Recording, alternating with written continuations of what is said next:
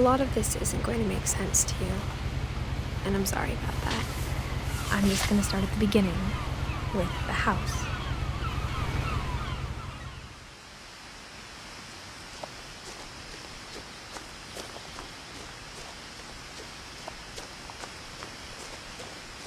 I lived here until I was 11, but I wasn't allowed inside half the rooms.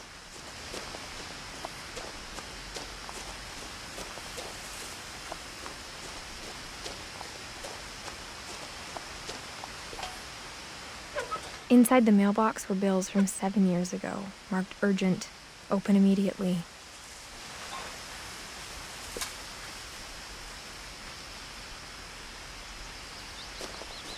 I hadn't been back since my brother Lewis's funeral.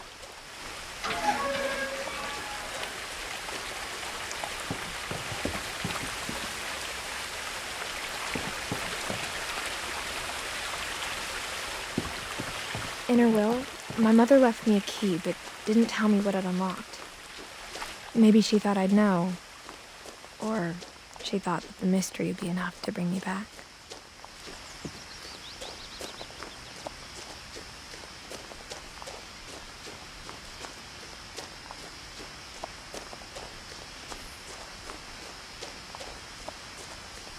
No one had driven this way in a long time, but I saw a few hoof prints.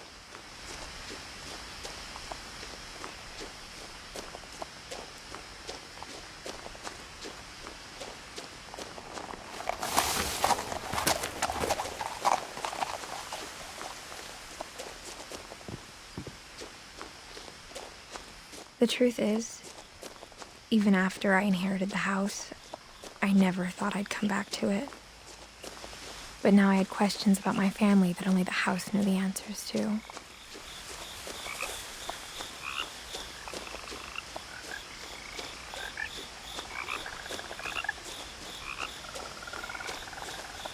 The house was exactly like I remembered it, the way I'd been dreaming about it.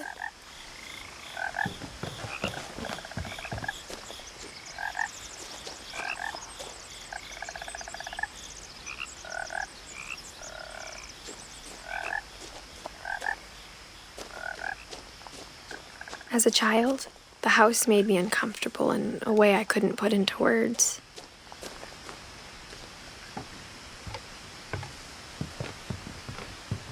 Now, as a 17-year-old, I knew exactly what those words were. I was afraid of the house. I hoped the key might unlock the front door. It didn't.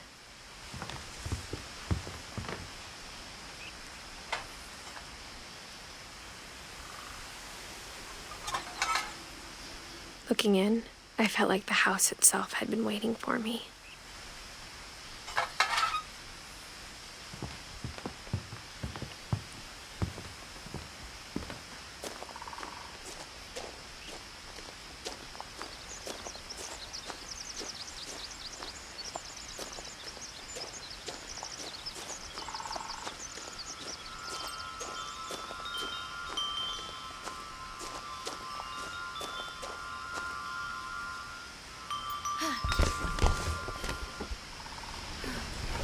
Crawling through the doggy door used to be a lot easier when I was 11.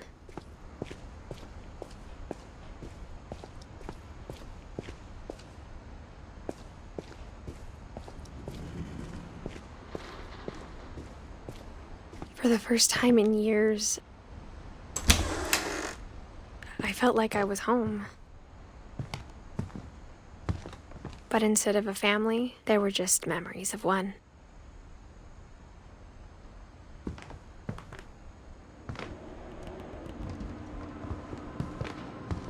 Like how only one restaurant would deliver to our house, so we had Chinese a lot. Or how after Lewis started working at the cannery, we all got sick of eating salmon. Except our cat, Molly.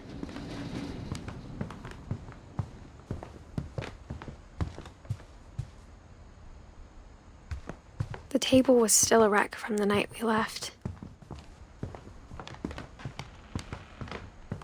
It was like a bomb had gone off, killing everyone but sparing the furniture. Nothing in the house looked abnormal. There was just too much of it. like a smile with too many teeth.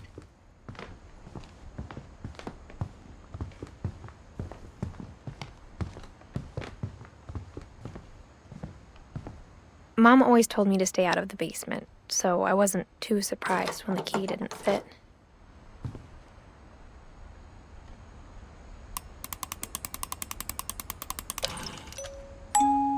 Great-Grandpa Sven built a music box for Barbara, along with the rest of the house.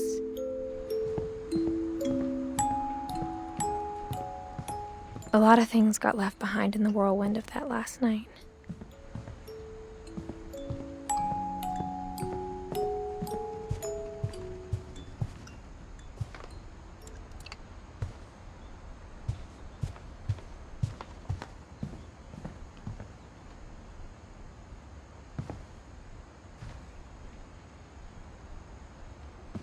After Milton disappeared, Mom sealed up all the bedrooms.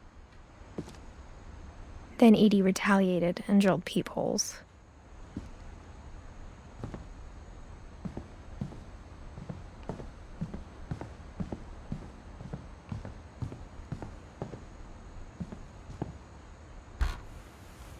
As a kid, I just assumed every house had peepholes and sealed rooms you weren't allowed inside of.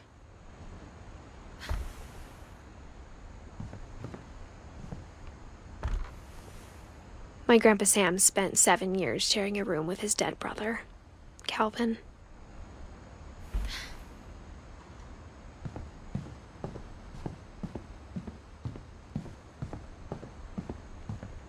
Whenever people ask me about my family, the first thing they always want to know about is Barbara.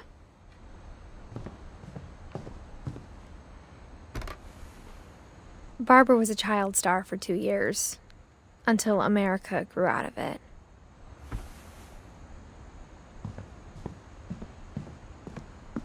Mom must have locked the third-floor stairs on the night we left.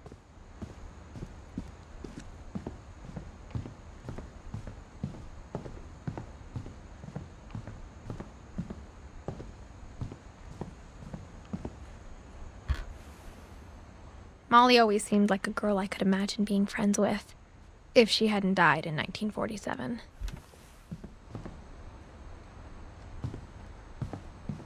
I spent a lot of time playing in Great Uncle Walter's room. I think my mom sometimes regretted not sealing it up. Lewis told me there were secret passages, but I never believed him.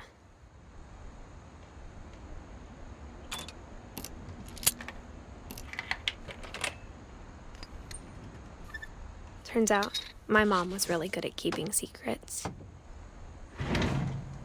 Now it was time to find out what my mom had been afraid of.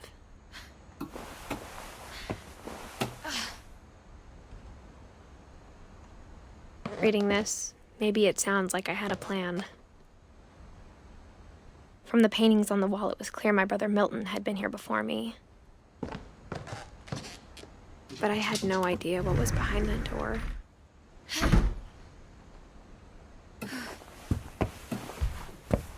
Just like I had no idea where all this was gonna lead. I grew up looking at Molly's gerbil had a tiny bedroom with its own even tinier gerbil cage.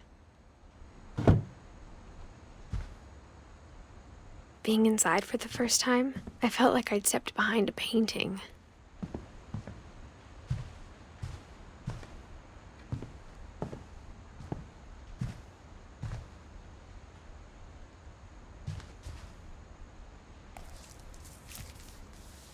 December 13th, 1947. Dear Diary, I'll be gone soon, but I wanted to tell somebody about what's gonna happen. It started when Mom sent me to bed without dinner. I woke up and I was starving, so I looked around for something to eat. The gerbil food was dry, but I didn't mind it.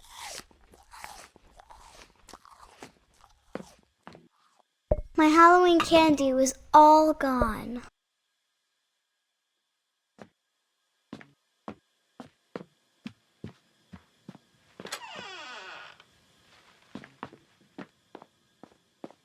I ate a lot of things that night.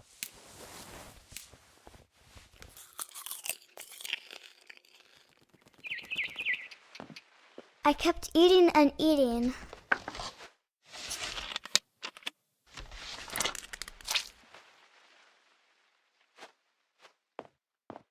Then I heard chirping outside my window.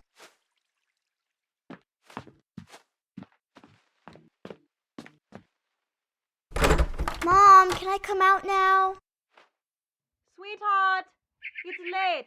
Go to sleep.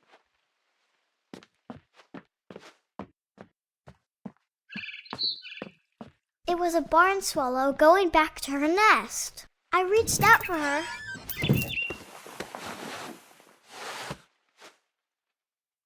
And suddenly, I was a cat. I tried to be quiet, but the bird was really scared.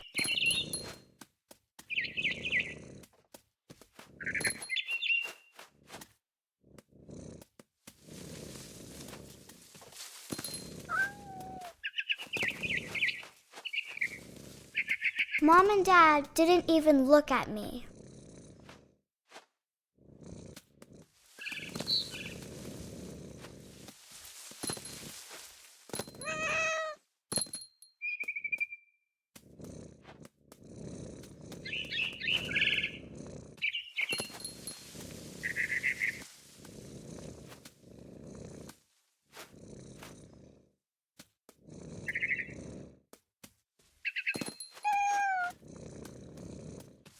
I jumped and I almost got her.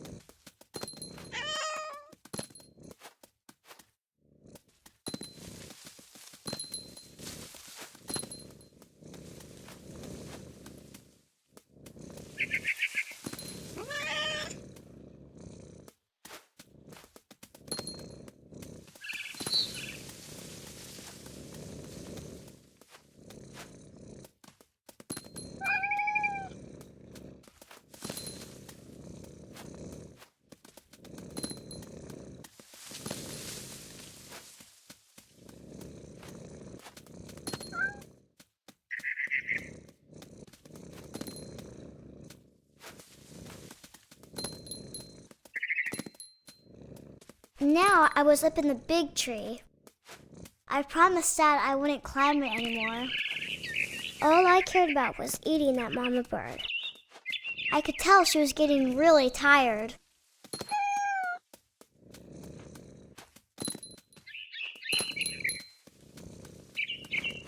I gobbled her up. And suddenly, I was an owl. First, all I heard was the wind. Then I heard little teeth nibbling in the grass.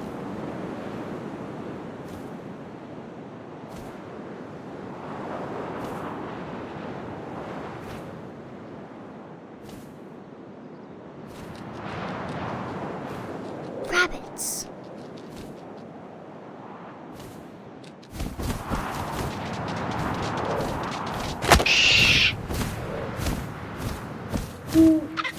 I imagined his face looking up and seeing mine through my talons. I swallowed him up, and I didn't chew one bit. Then I flew off to find something bigger.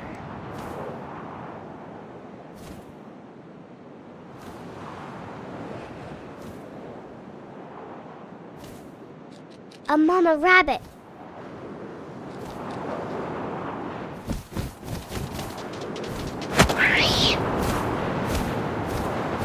She was almost too big to carry.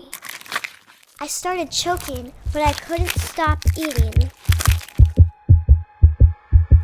And suddenly, I was a shark.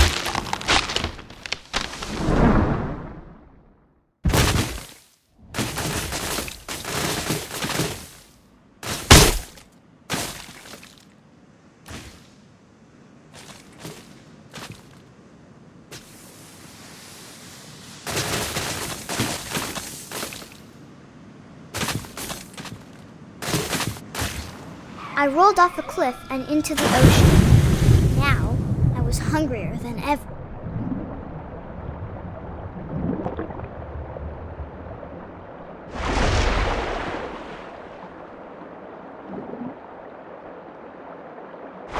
I wanted fat, juicy seals.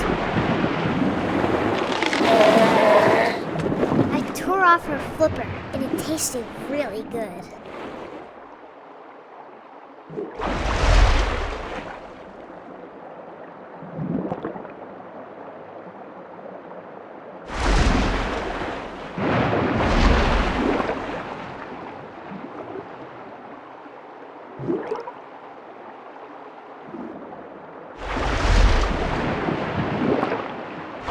Grabbed on tight. When I was so hungry, I jumped out of the water. When I opened my eyes, everything had changed.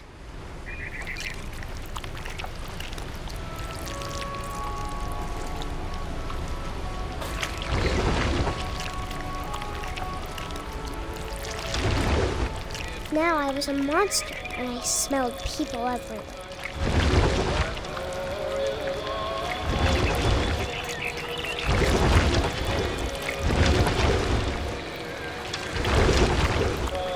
I was big, and I moved real quiet.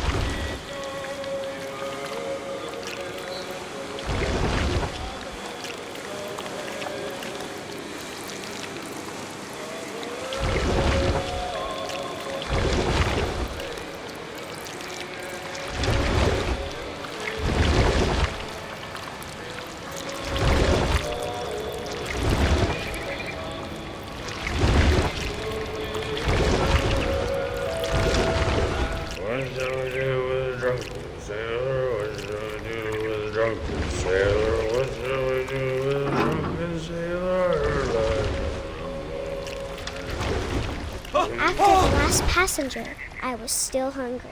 And across the water, I smelled something new. Something I had to have, so I swam towards it.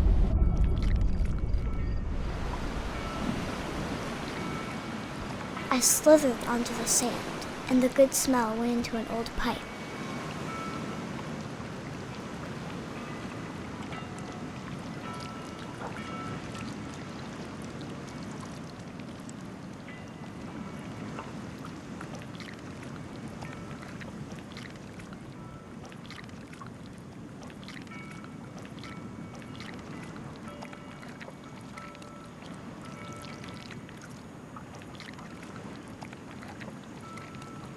I got closer and closer.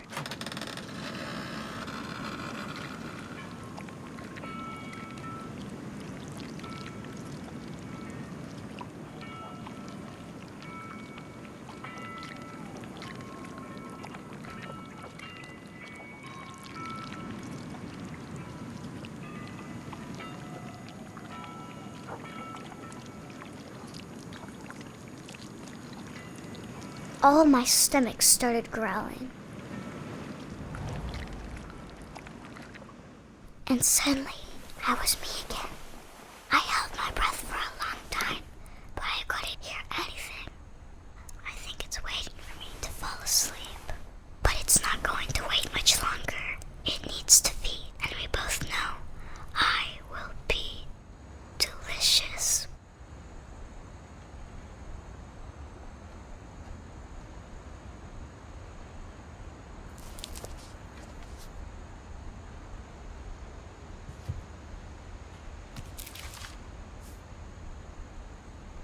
I'm not sure if I believed all of that, but I'm sure Edie would have.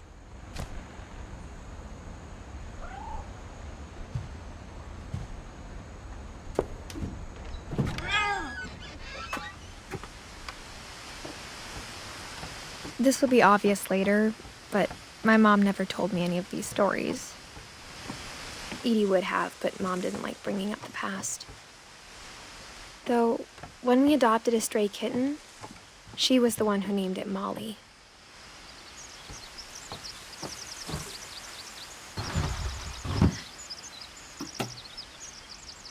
I spent a lot of time in Great-Grandma Edie's room. Edie gave a big interview about a mole man living under the Finch house. My mom was furious. I hadn't thought of myself as Edith Jr. for a long, long time. One summer, they evacuated the island, but Edie refused to go. For a few weeks, she was a celebrity. When Edie told people Sven was killed by a dragon, she could also have said he was building a dragon-shaped slide that collapsed. She could have, but she didn't. Even in her 90s, sometimes Edie seemed a lot younger than my mother.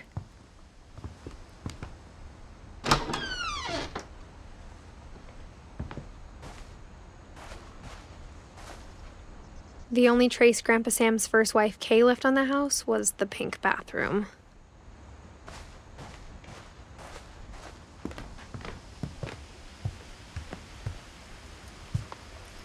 Louis died a week before we left, but Edie had already started to memorialize him. Her room was like a museum.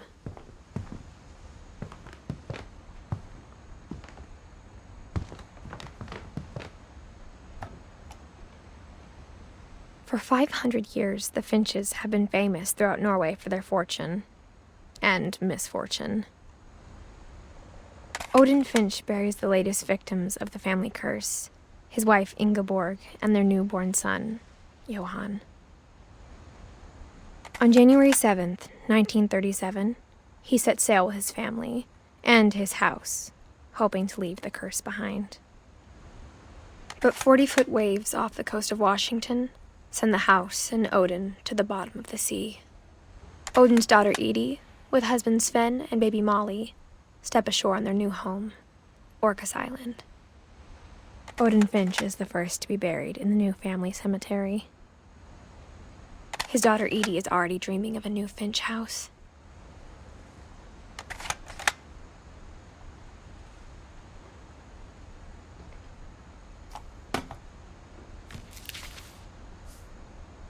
Whatever's wrong with this family, it goes back a long ways.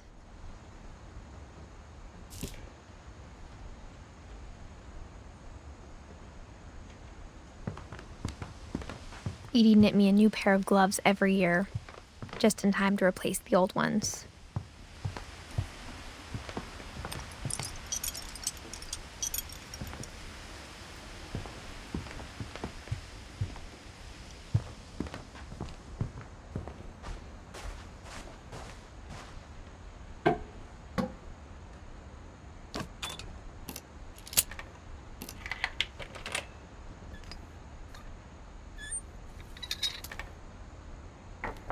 There's a secret in this bathroom.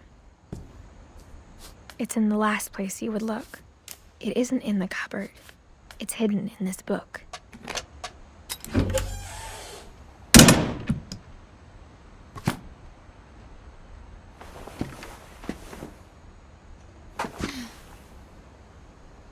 Sven gave Sam an old camera he'd refurbished. He never put it down.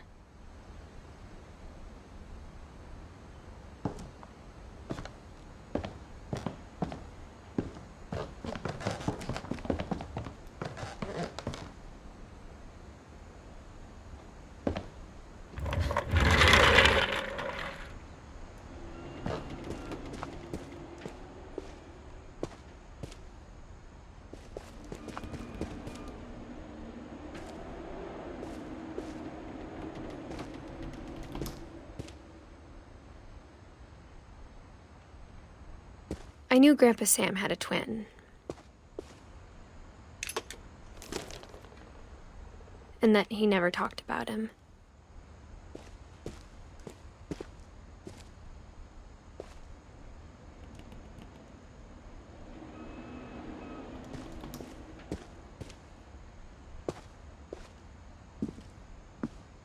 I guess my grandpa didn't like history any more than my mom did.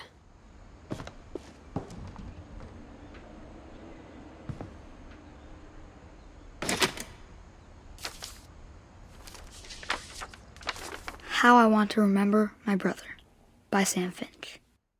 The thing I remember is that when he made up his mind, that was it.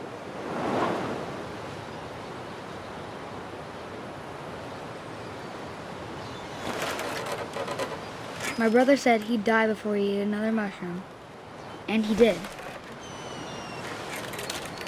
At Barbara's funeral, we swore we'd never be afraid again. And he wasn't. I think Calvin always wanted to fly. Sam! Calvin! Dinner's ready! Coming! But that day, he finally made up his mind to do it. I told him going around was impossible. Maybe if I hadn't said that, Calvin! I'm not gonna tell you again! maybe if the wind hadn't picked up, then maybe he'd still be here. But I doubt it. I think he'd already made up his mind. That's what I want to remember about my brother.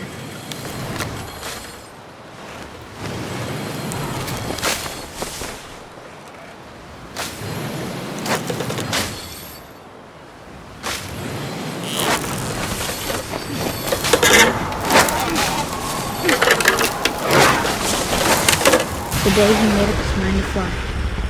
And he did.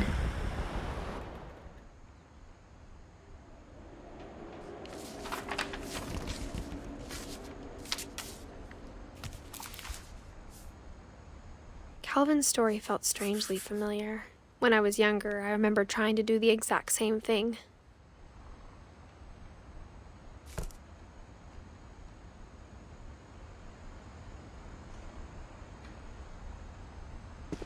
After the funeral, Edie roped off Calvin's half of the room.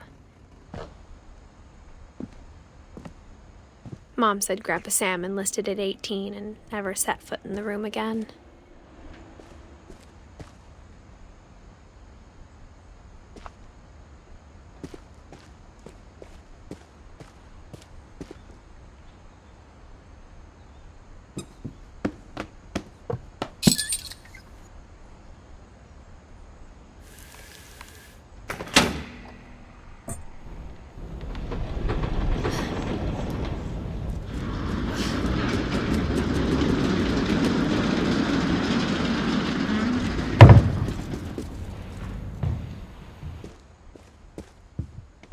The passages were a pretty tight fit.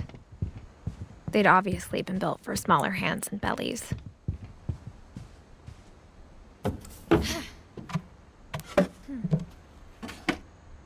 Growing up, I always thought of Barbara as a child star.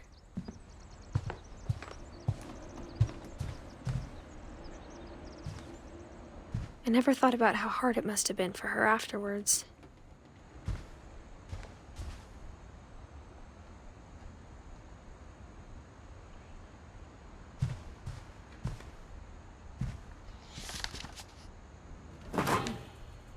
Of all the stories people wrote about Barbara's death, I'm surprised Edie saved this one.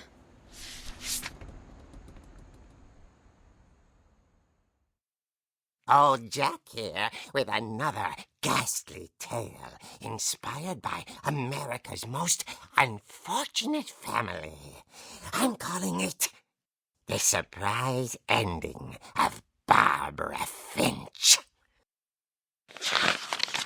As a child star, Barbara was famous for her scream. Now at 16, she was all washed up, a has-been.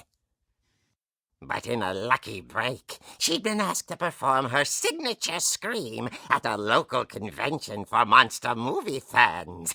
It was just the boost her career needed.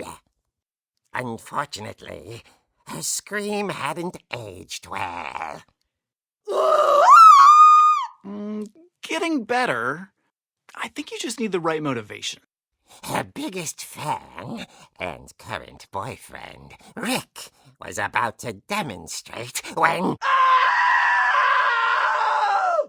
Now that was a great scream. It was Barbara's father, Sven. He'd slipped into a table saw and had to be rushed to the emergency room. So Barbara got stuck babysitting her youngest brother, Walter. Her convention comeback was cancelled. Okay, I'm hearing frustration, but I'm not hearing terror. What if I tried... A gang of hoodlums in Halloween masks have been terrorizing Orcas Island tonight. Police are urging residents to... That came from the basement. You're right! Also, I loved your delivery on that. Why is your basement door locked? Because my dad likes making puzzles and secret passages. There's a key hidden in the music box. The secret is to keep winding and winding until finally the key pops out. Thanks, babe. I'll be back in a sec. 20 minutes later, Rick hadn't returned. So Barbara went to look for him, right on cue. She reached for the music box. And as she wound the key, she listened for Rick, but the house was silent.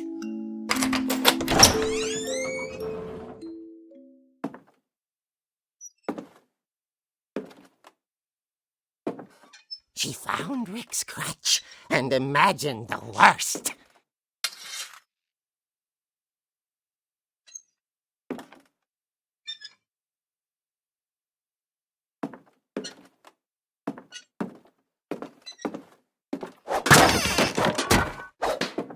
The gang's leader is the infamous Hookman killer, Dr. Carl Hamill, who impaled and then ate his family 10 years ago tonight. The old fridge rattled and grew still. Oh dear! Oh! Rick? Barb, relax. I was just trying to scare you to help you find your scream. Well, I'm not scared, Rick. I'm furious. Then act furious. All I'm getting from you now is that you're hurt and confused and... She threw him out, but she kept a little something to remember him by. Barb, have you seen my other crutch? And she was still holding it when she fell asleep watching the late picture show. Hours later... Barbara! Walter, what's going on up there? Ah! Okay, I'm coming up, but if this is a trick, you're dead, Walter.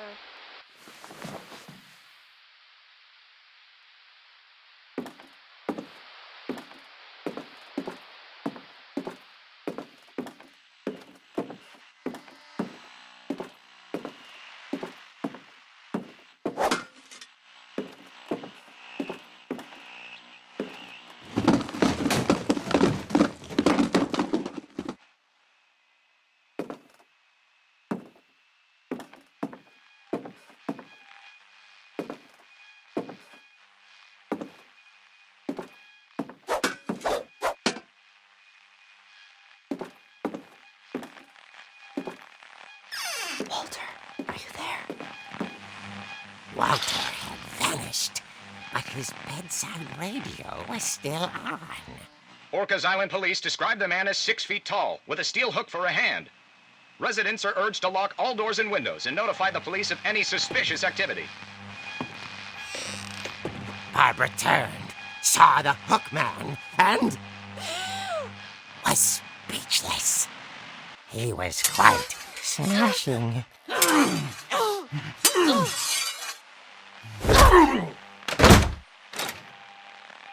And here he was. He couldn't get enough of Barbara. Okay, Barbara, there's gotta be another way out of here.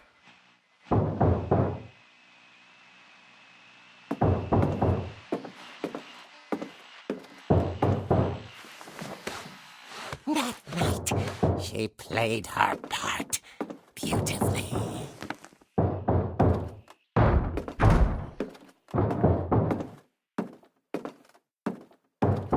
She thought about abandoning Walter, but just couldn't do it.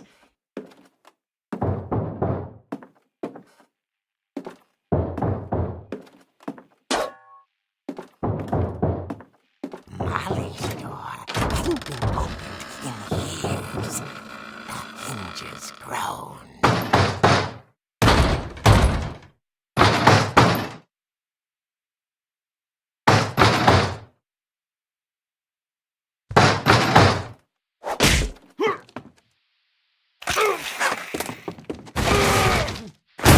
He wasn't moving, but she sensed the story might not be over yet.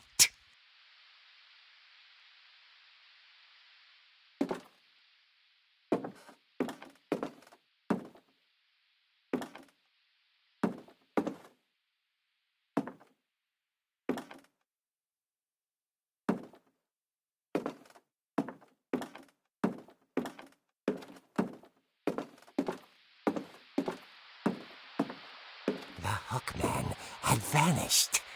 She listened for his breathing, but all she heard was...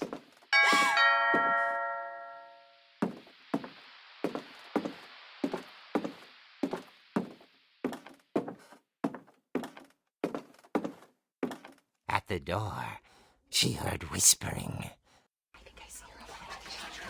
It was coming from inside the house.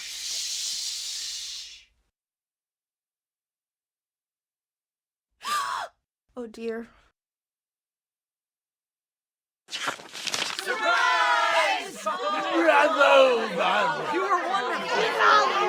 The monsters had come to surprise her. For Barbara, it was a dream come true. Then she saw what kind of monsters they were, and she realized what was about to happen. She was going to be famous. And with her final breath, Barbara Finch gave the performance of her life.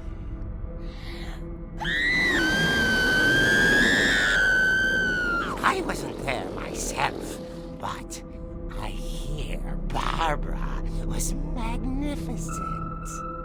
Poor girl. She had a taste for stardom. But unfortunately, so did her fans. Of course, the police blamed it all on poor Rick, who disappeared the same night. And little Walter? Hiding under his bed the whole time. He took it all pretty hard, but that's another story. As for Barbara, tucked inside the music box was all they ever found of her. Her ear. Now that's what I call a real eerie tale.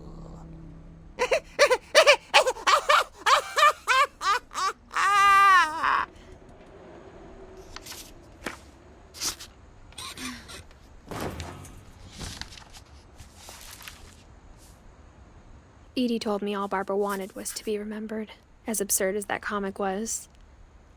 Maybe what Edie saw was a happy ending.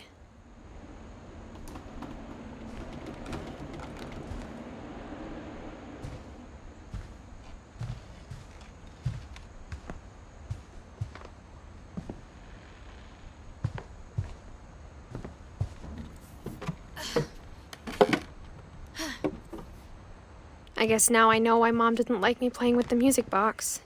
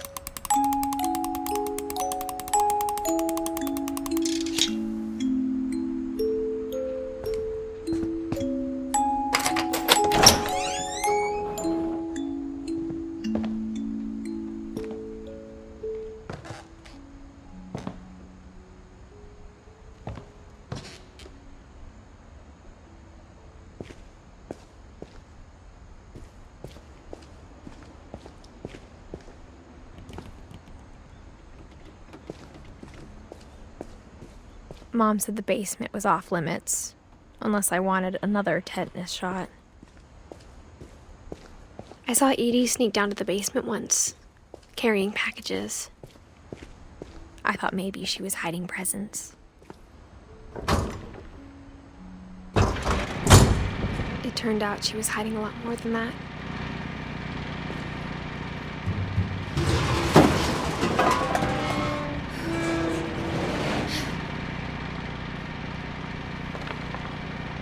I remember asking Mom once about where Walter had gone. She said after Barbara died, he got as far away as he could. If there's a pattern in all these stories,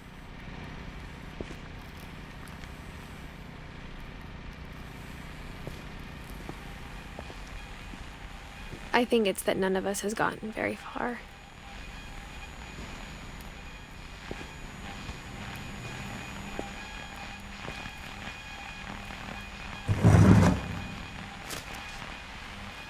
Goodbye, everyone. I can't believe I've been down here for 30 years. On that first day, after the shaking started, I didn't think I'd survive a week.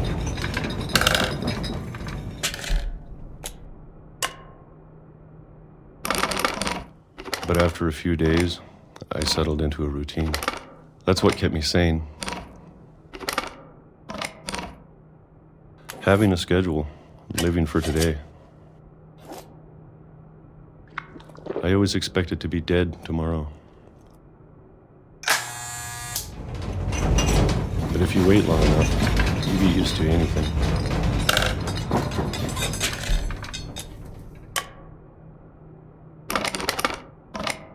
Even a monster on the other side of the door starts to feel normal. Almost friendly.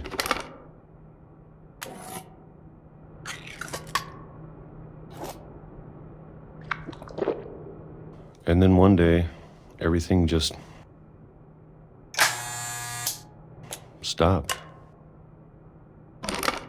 Whatever that thing was, it was gone. Maybe it got tired of waiting. Or maybe I just got tired of being afraid.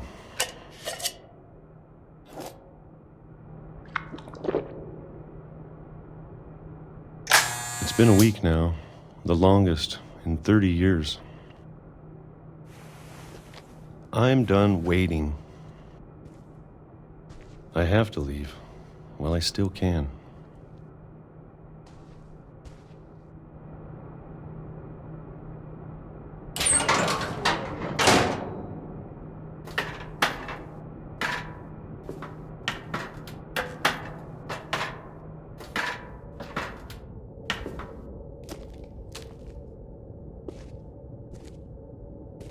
I know it's out there somewhere. Whatever killed Barbara and Molly and Calvin. Maybe this is all a mistake. But I need to stop living the same day, even if it kills me.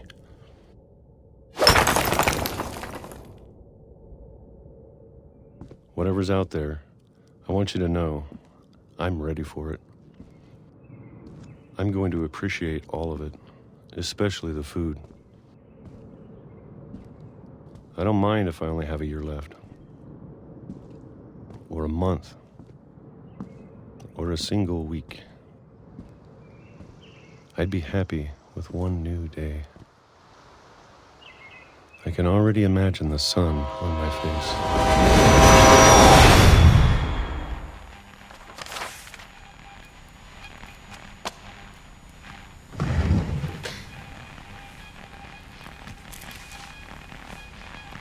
Walter died when I was 6.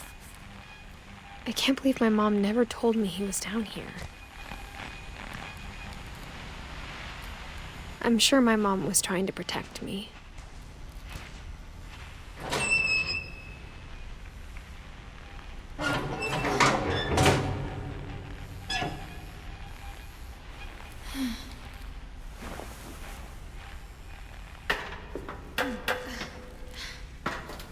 Maybe she was afraid I'd end up like Walter.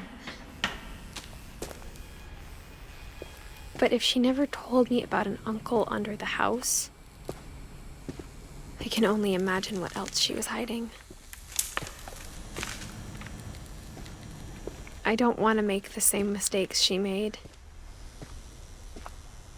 Trying to bury something that's still alive. Now that there's only one of us left, or maybe two, I thought it was time I heard the stories for myself and found out what happened to everyone else. But now I'm worried the stories themselves might be the problem. Maybe we believed so much in a family curse, we made it real.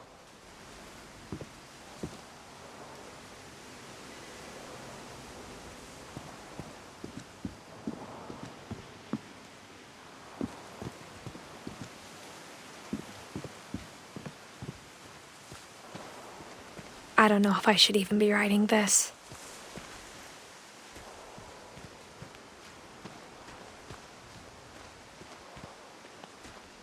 Maybe it'd be better if all this just died with me.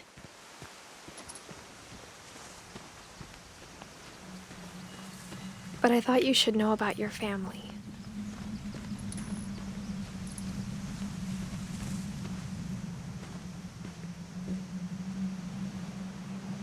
And the history you're a part of. Though to be honest, I feel as lost as you probably do right now.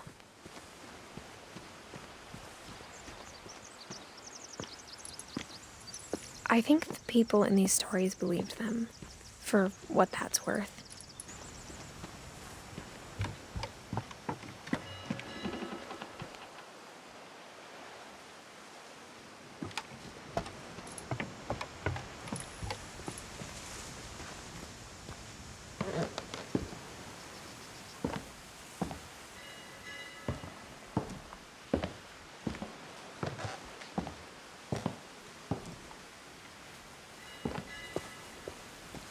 And when you look at the house, it had that history of imagination and stubbornness and madness. Any of it seems possible.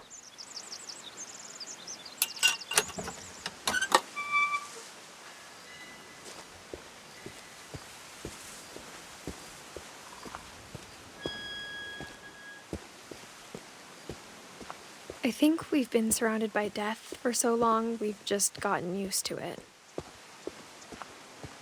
What kind of family finishes building a cemetery before starting the house?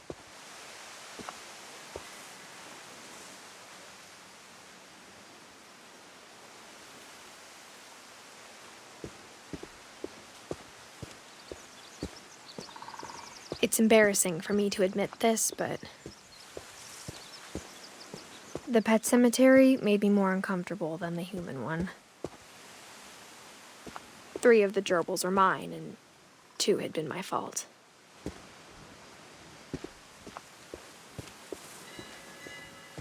Sven built the house, but it was Edie who designed the cemetery.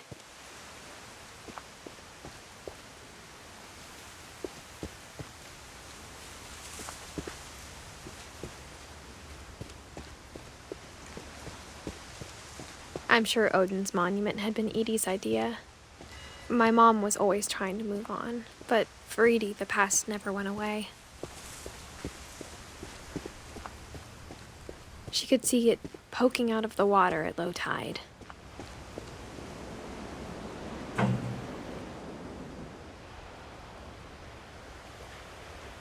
Edie said she dreamed about the old house every night.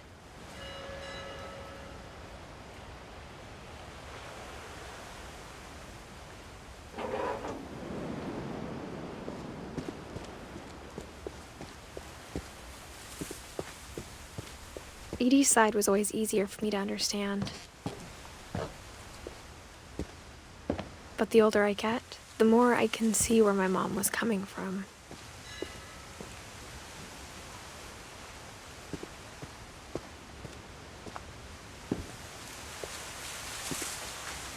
She lost 2 of her brothers, just like I did. I get why she tried so hard to protect us. There's so many things I wish I could ask my mom now. Part of me thinks this is what she wanted all along. For me to come back someday and find everything out for myself.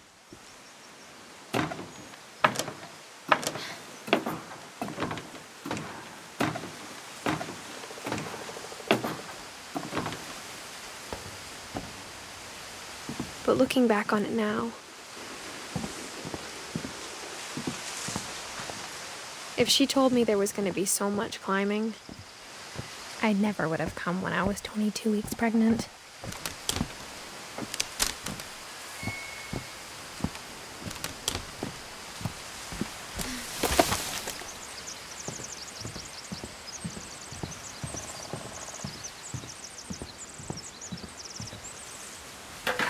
I never met Grandpa Sam, but I think he and my mom had a lot in common.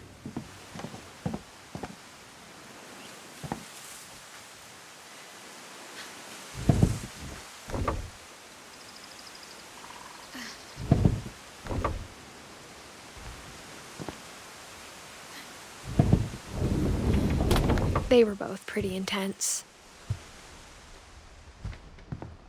Sam spent his life shooting photos, but Mom said he got nervous being in front of the camera. I guess we're all afraid of something.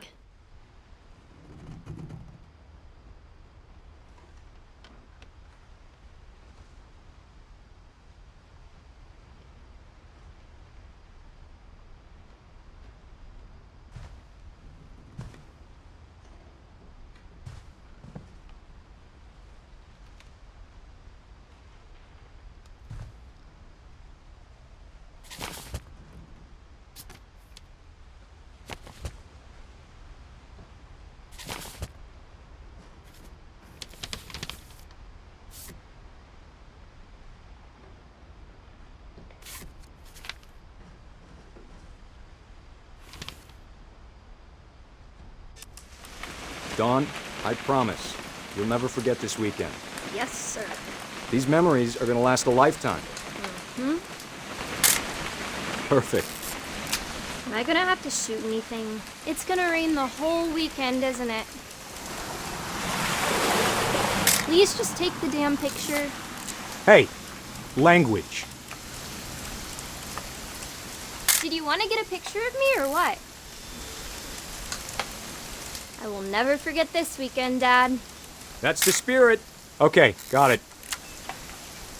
I'm gonna take some pictures, okay? Just be careful. That camera's older than you are.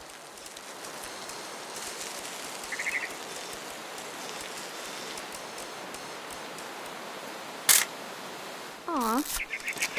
You're right, Dad. It's starting to clear up. Still freezing, though.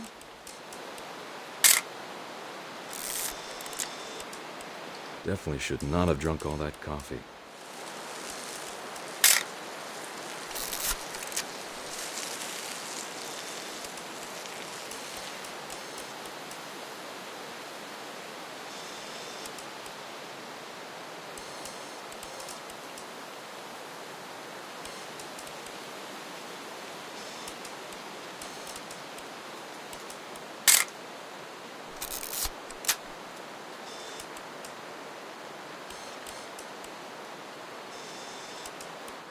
Nothing quite like being outside.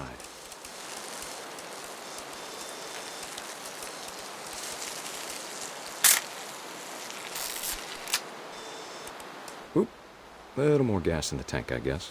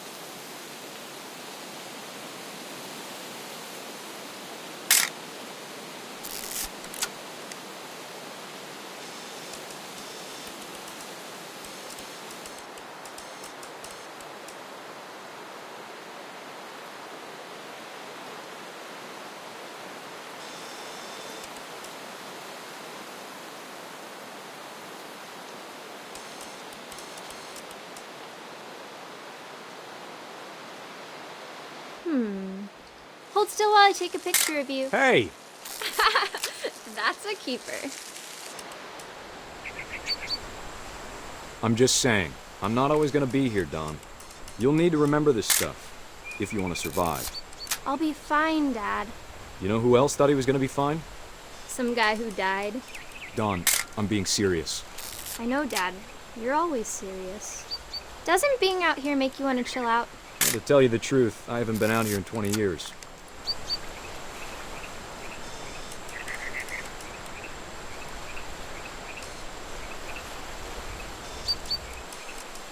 Last time I was with my brother Calvin. Man, that was a great trip. Your grandpa Sven taught us how to fish, how to build a fire. We found an old logging trail. There were deer everywhere. I bet if I could remember where that trail was, we'd spot a buck for you in no time. Give me a minute to check the map.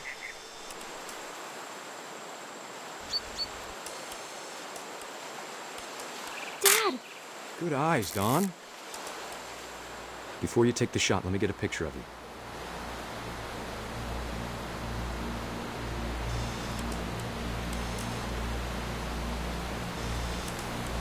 Dad, I... Just breathe. Turn off your imagination. Let me get behind you. Do I have to do this? Don, you don't have to do anything.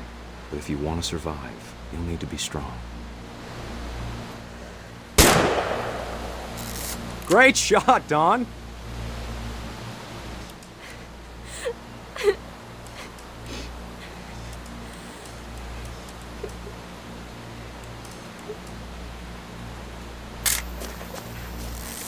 I'm proud of you, Don. Always remember that, okay?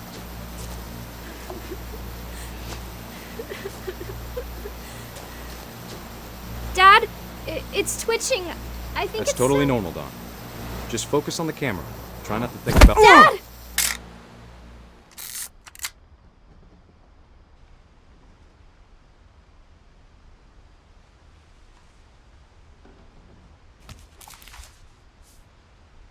Of all these stories, that's the one I wish most that my mom had told me.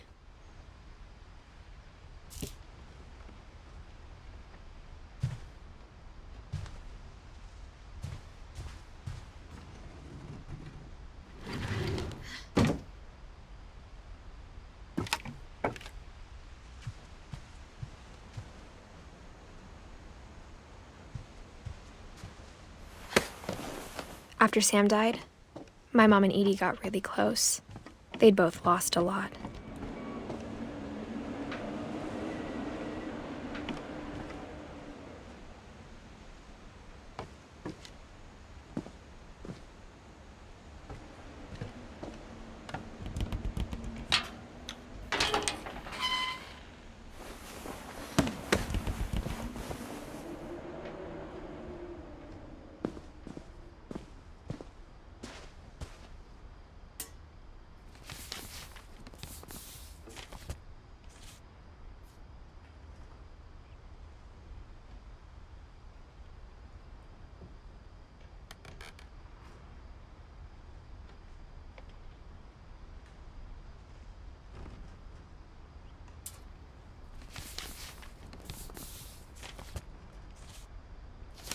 Dear Kay, do you remember the way Gregory used to laugh when he thought he was alone? Like something funny was happening, but only he could see it.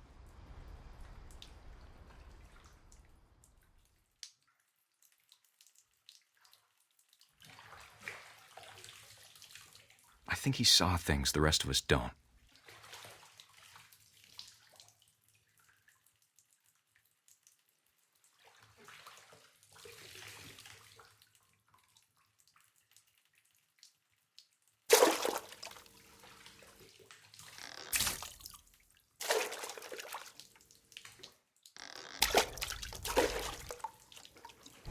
Watching over Gregory, it's time to...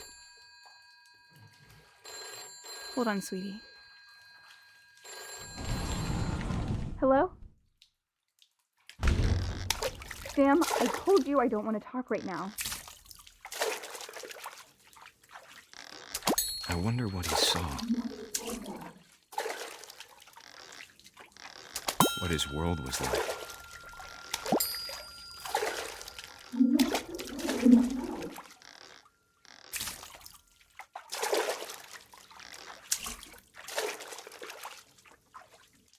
He reminded me so much of Calvin.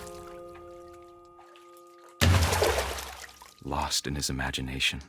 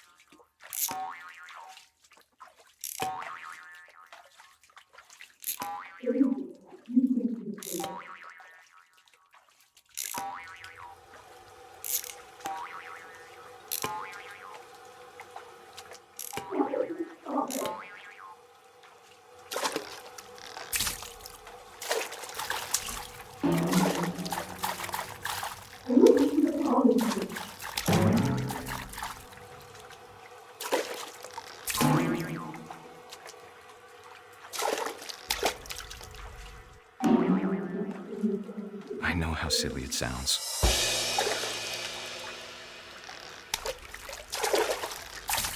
That I worried about a baby being too happy. But I could feel him slipping away. Sorry about that, Gregory. I know you did everything you could. Maybe if I hadn't called that night.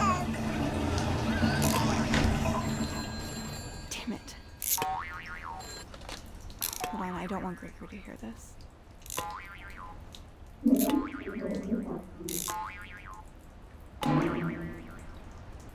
I wish he could have told us about the world he saw.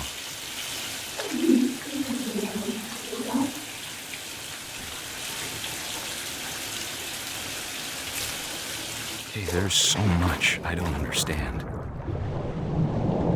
about Gregory. About everything.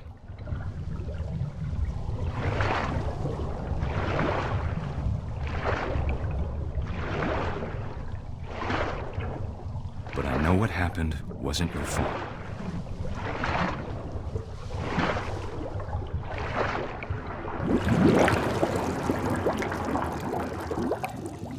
I'm sure he's happy. And he'd want you to be happy too. Good luck, Kay. Love, Sam.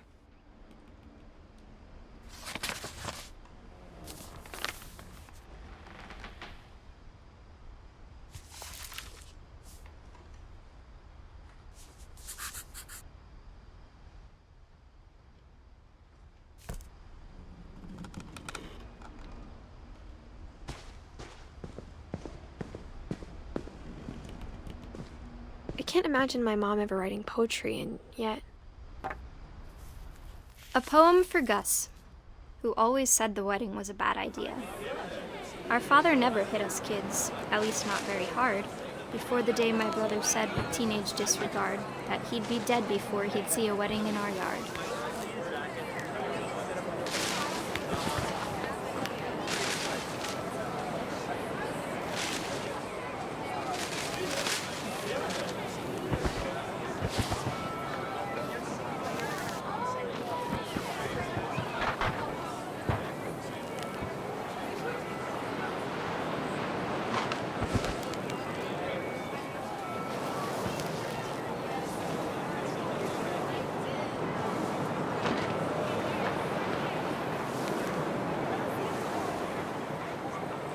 My father made him come, of course, but Gus stood far apart, just flew his kite and bottled up the storm inside his heart.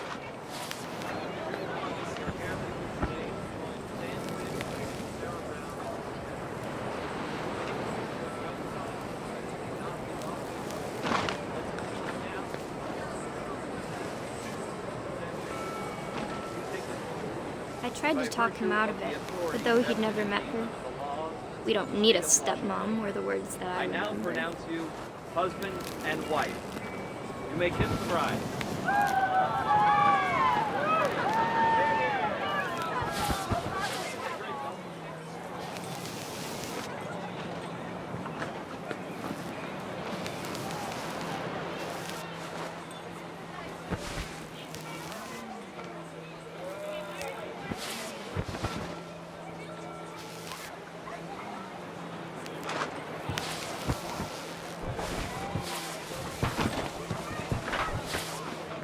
When the time for photos came, Dad ordered him to come here.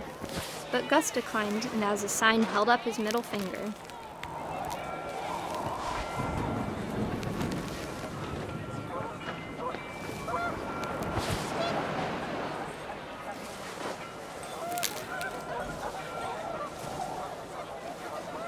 The wind picked up, and panicked geese appeared and quickly went. But all the humans did that day was go inside the tent.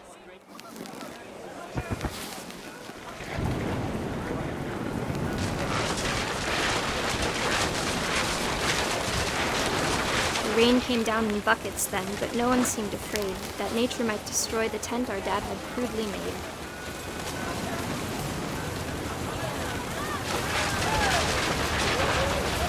The thunder sounded much too close and full of angry power, but all my father said to this was, "Make the music louder."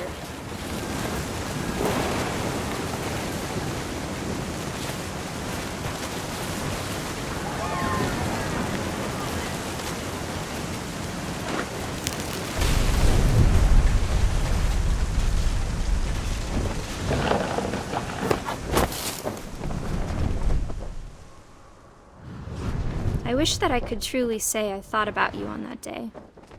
Out there on the beach alone, just you, the wind, the sea, and foam. But I didn't, until we found you.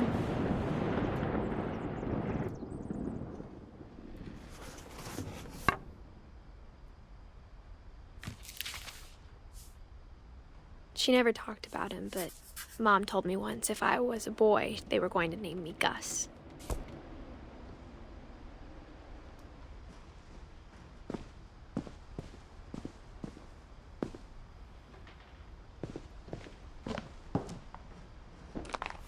My mom moved up to the loft after her brothers died. At the time, it was as far away as she could get.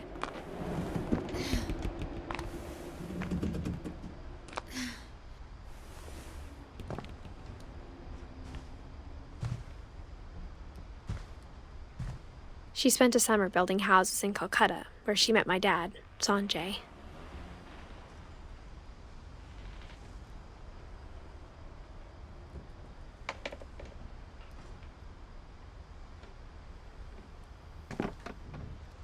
My mom moved to India a week after graduation and got a job teaching English. Louis was born a year later.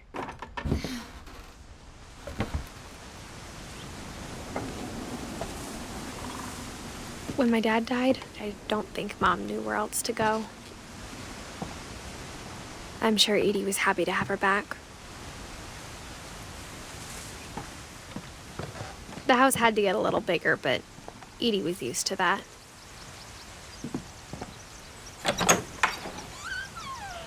And for a while, things were good, almost normal. But it didn't last.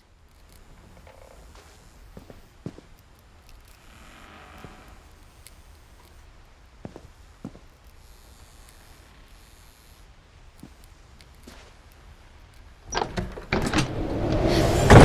beginning of the end was Milton's 10th birthday, when Edie gave him a castle.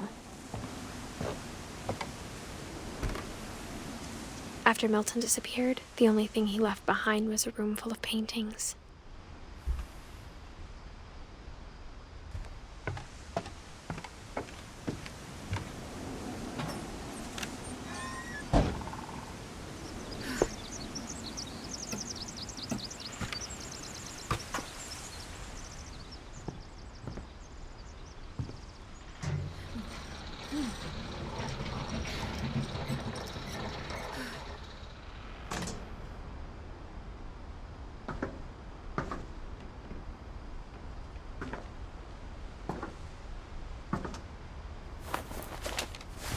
Milton Finch in The Magic Paintbrush.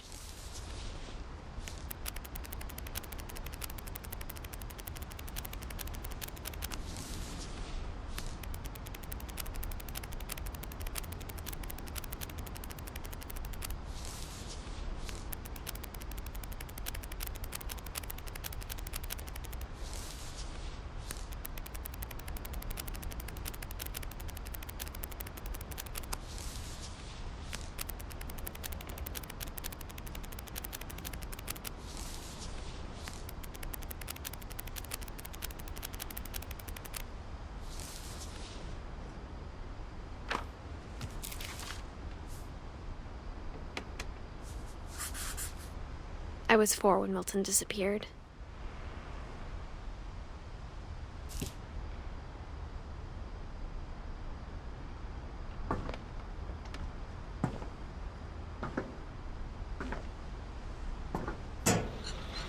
Mom spent months searching for my brother.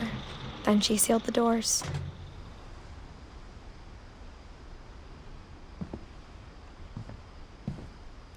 Whatever Milton had found in the house, Mom didn't want it getting out.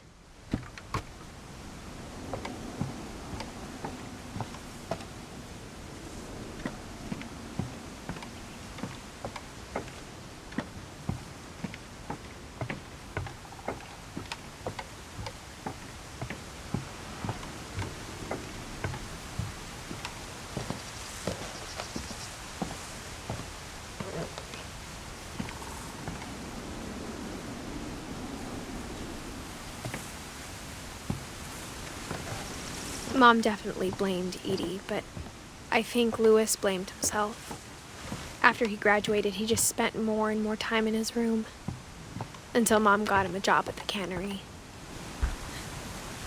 Everyone always told me to stay out of Lewis's room, except Lewis.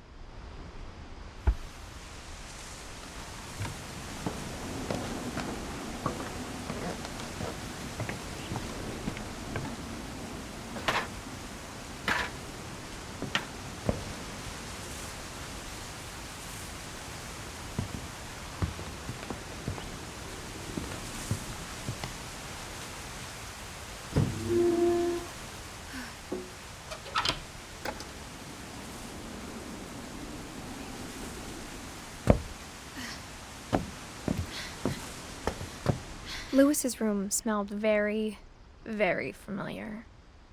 That part of him lived on.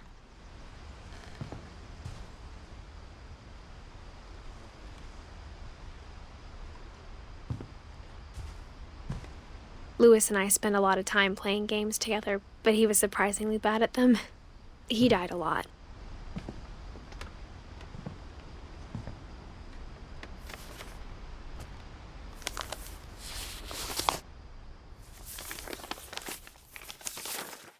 Dear Mrs. Finch, as Lewis's psychiatrist, I can understand your desire for an explanation. As I see it, the trouble began in January, shortly after we convinced your son to seek treatment for substance abuse. Newly sober, I believe Lewis first noticed the monotony of his daily life.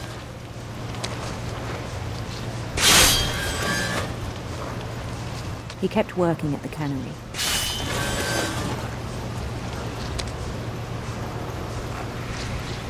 But he withdrew part of himself.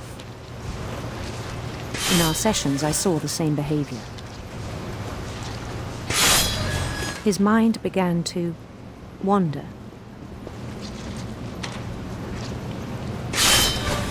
I asked him to describe it. He said he started small, imagining a labyrinth. He'd feel his way about. Then something moved. Bats. And toads.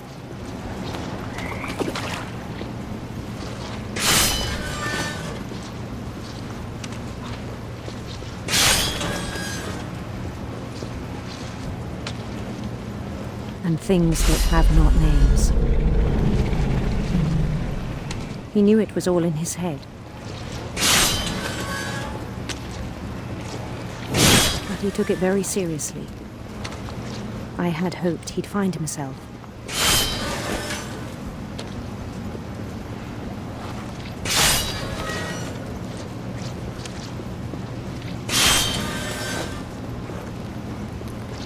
But he found something more.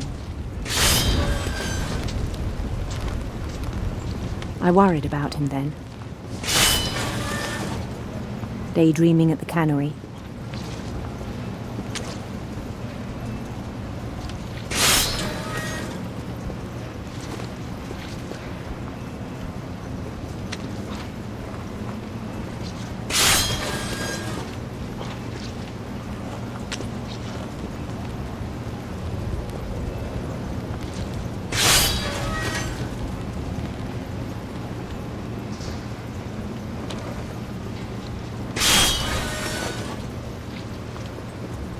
I spoke with his boss.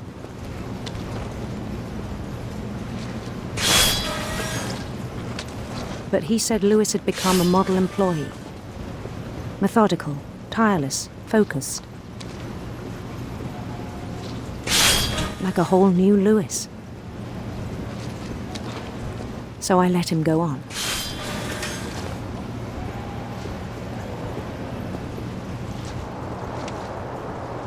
I even encouraged him. It seemed very promising at first. He told me he'd made a new friend.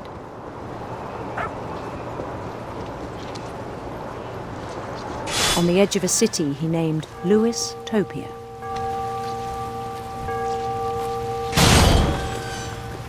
He built the city up slowly, brick by brick. Then he made musicians.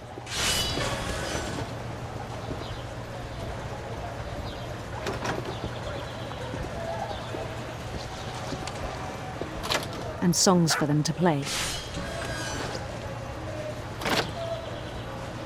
He talked about starting a band. And he was always humming something. Every day his imagination grew stronger.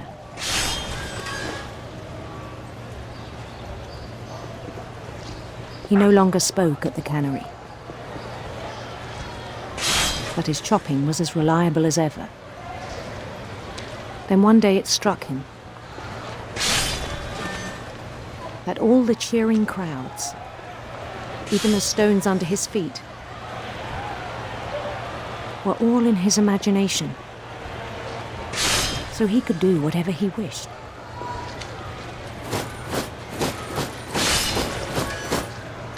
He held an election for mayor. And he won. They begged him to stay, but his mind was already wandering. It became a game for him.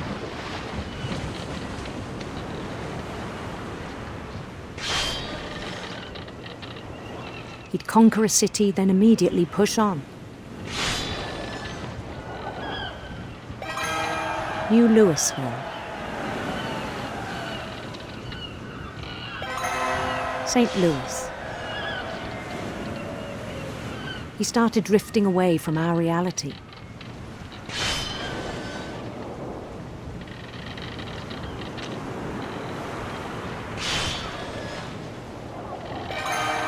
Minneapolis, until one day he forgot to go home from the cannery. Even as his mother pleaded with him, part of Lewis kept sailing on.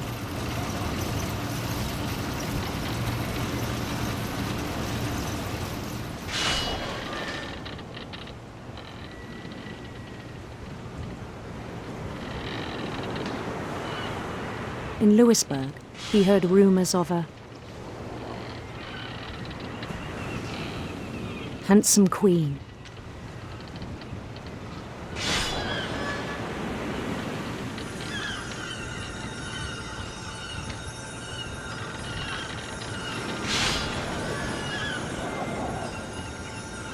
The queen was on her own quest for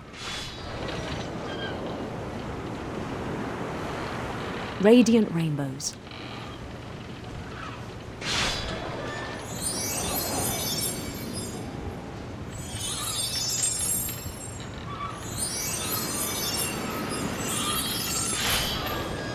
He followed the sound of her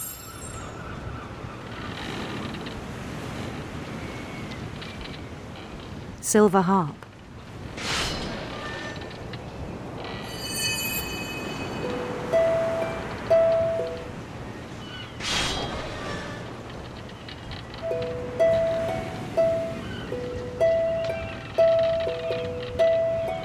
His chase led him to a golden palace east of the sun and west of the moon.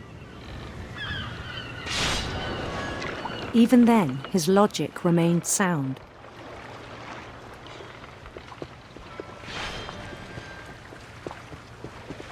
He knew the world was all in his imagination.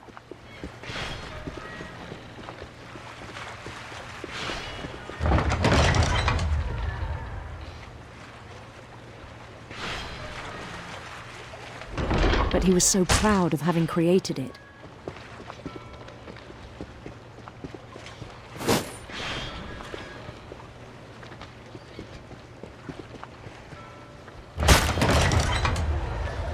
In his own eyes, he'd become something greater than a king.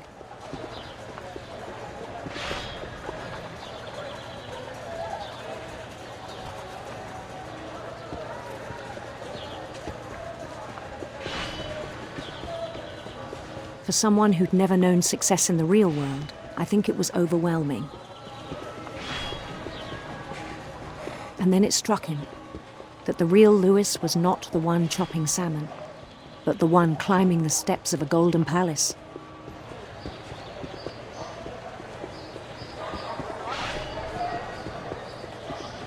My imagination is as real as my body, he told me. It was hard to argue with him.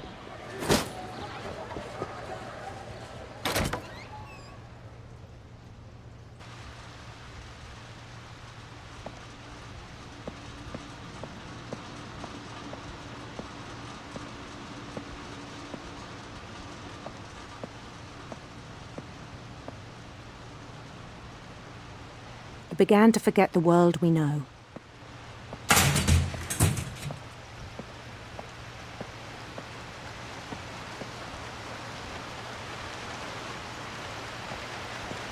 I think it pained him to remember Lewis, the cannery worker.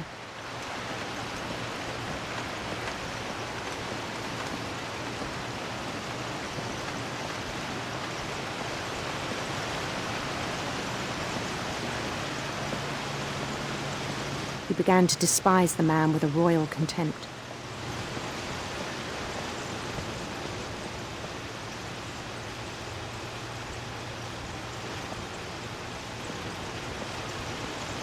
I still thought I could save him.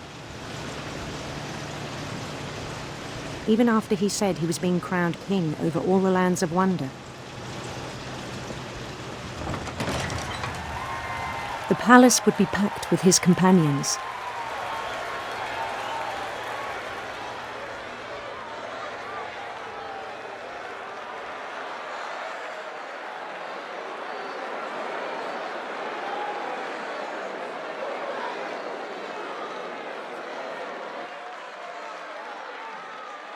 Including the wise Calico who'd insisted on advising him.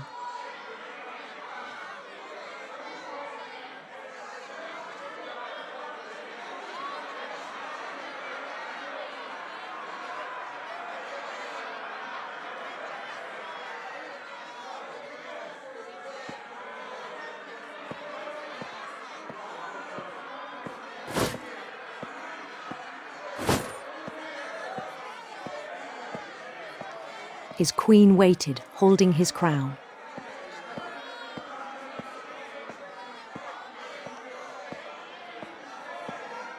There was only one thing left to do.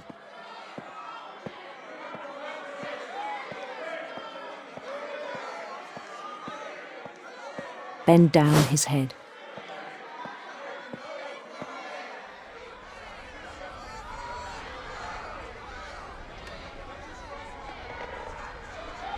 And the rest I think you know. Mrs. Finch, your son was a kind man who will be missed by all of us who knew him.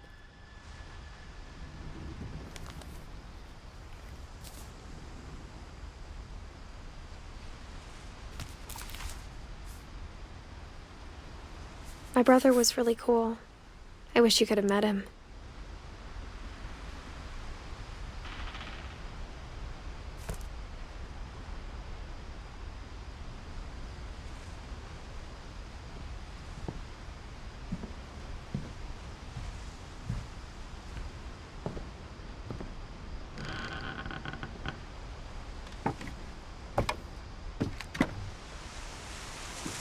On the way back from Lewis's funeral, my mom told me to start packing. She waited until the day before we left to tell Edie. I'm not sure if she wanted to make it easier or harder.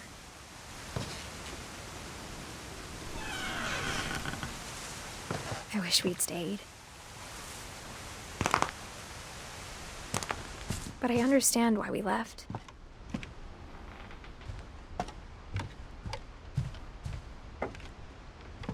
My mom ended up leaving everything behind. What happened that night had been coming for a long time. Maybe it should have come sooner.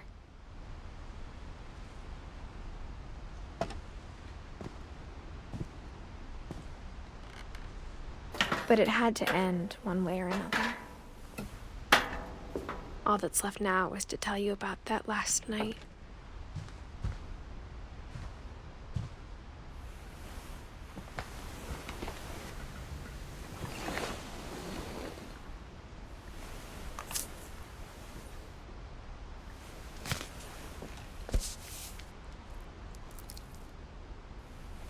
That whole last day, Edie just watched us pack and didn't say a word. Until supper, when she raised her glass and said, "To our final night together, and all our final nights apart." Grandma, you know what I said about alcohol. Some of your medications are very Edith, specific. I left a present for you in the hallway. Why don't you go open it? The grown-ups have to argue now. I'm sorry, you're right. We're all leaving tomorrow. Let's just enjoy our last... I'm not leaving. Edith, you're excused.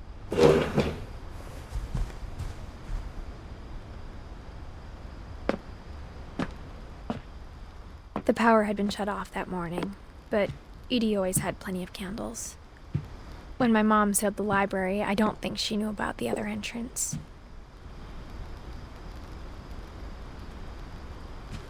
Or that Edie had a key to it.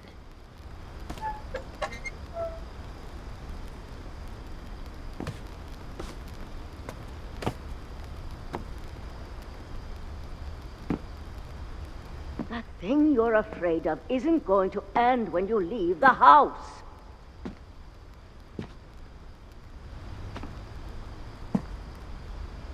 Edith has a right to know these stories. My children are dead because of your stories. I think it's best if Edith and I leave tonight. We'll have the nursing home send a van for you in the morning, okay?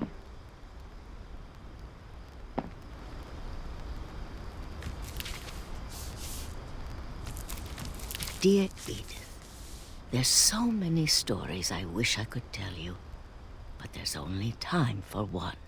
This is about what happened on the night you were born. That night, the tide went way, way out.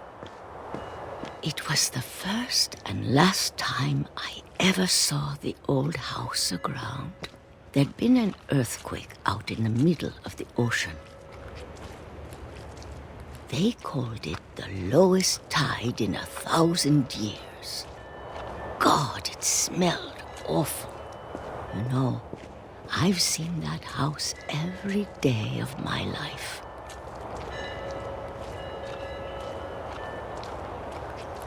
but I never thought I'd go back to it. When the fog rolled in, I lost my way.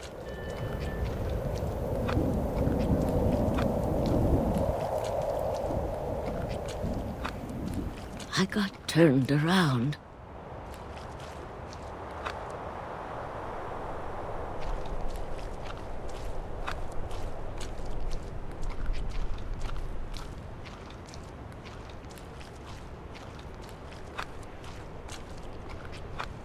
I started seeing things.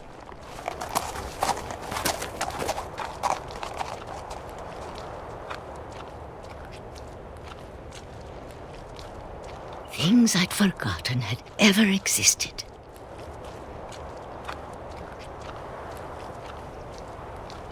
But when I saw them, they felt like old friends.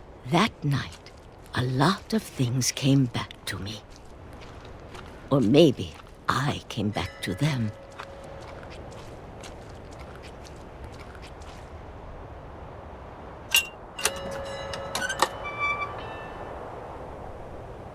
Things I can't explain, but that I need you to try and... Edith, what are you doing in here? It's mine. Edith! Mom, you're gonna rip it! Let go! I kicked and screamed, but Mom dragged me to the car.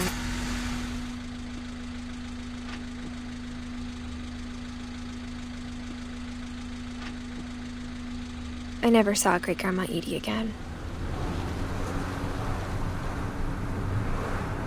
The next morning, the van came to pick her up, but she was already gone. After that, we moved around a lot.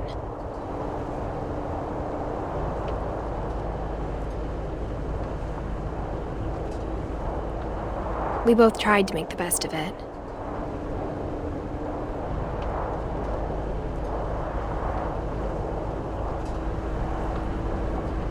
A few years went by.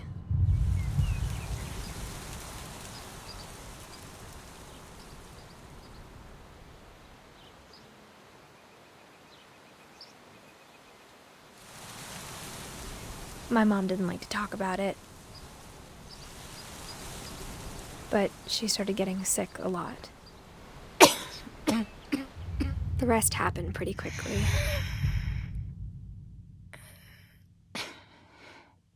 She got better for a while, and then she didn't. And then I was alone.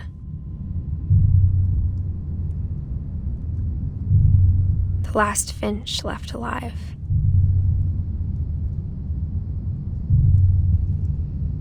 Until I found out about you. I'm still not sure what to tell you about all this. If we lived forever, maybe we'd have time to understand things. But as it is, I think the best we can do is try to open our eyes. And appreciate how strange and brief all of this is.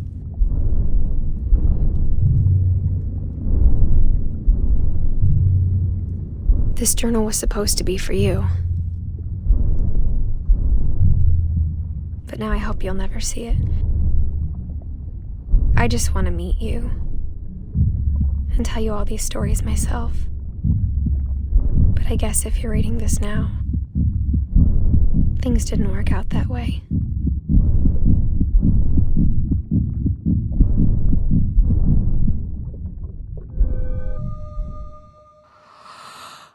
This is where your story begins.